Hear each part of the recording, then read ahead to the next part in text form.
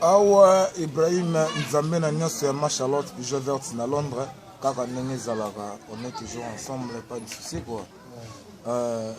Moi tour à moke kaka ndenge ezalaka na mabele tomonani mpe belé na bandeko na ngai moi kalambai et ça le fait moi bien donc on le fait papi kanga yeyo ouais donc l'artiste aussi est là donc kalami était beaucoup mona ouais ça là moi bien à Londres bana mikili donc on est là pas de souci quoi donc on est vraiment ensemble.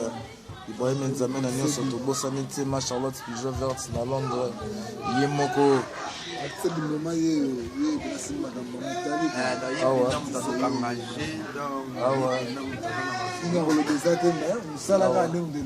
musala nde makambo Ibrahim Nzambe na nyonso si chaque lundi chaque vendredi donc toza pena na lingwala j'ai levé Alain au mot de moi kolo na ndako etage kolo kaka ndenge ezalaka mais bite kwa asinos mabosa kilote Fabrice Dibasana Blaise Mavipi Blaise Kiwa donc famille Maoluta mobimba donc bambote délai donc na bite quoi donc ma Charlotte staff technique ya pesa ntango yango pesa ntango nde makambo Ibrahim Nzambe na nyonso donc yango wana levé papi kanga ouais pesa ntango nde makambo des fois te zolela libère pesa ntango za makambo balui pesa ntango za makambo di pesa ntango nde makambo feti na kati ya pesa ntango feti na feti ti na feti ouais même bidiko kwa sa pemba zali bidiko besoin pesa ntango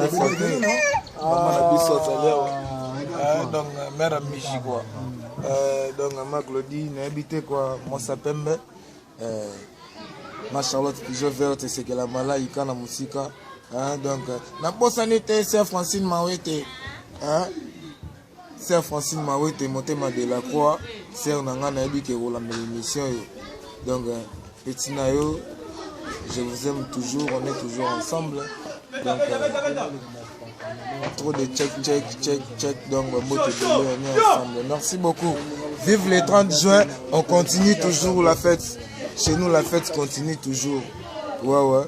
Malgré tout, indépendance 61 ans de l'indépendance. La carte s'appelle 100 ans au Salissou bien makasi. Donc Zamba Baxeli biso une année moko boya au Baxasu Bensengo. La carte ya mboka na biso Congo. Donc, donc on est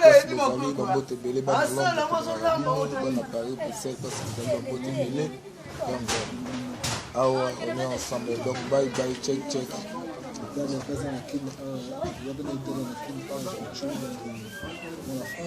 Si. Ouais.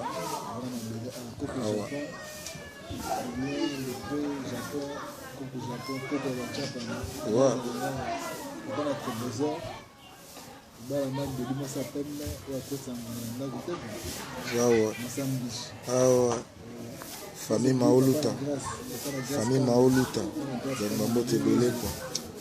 merci beaucoup.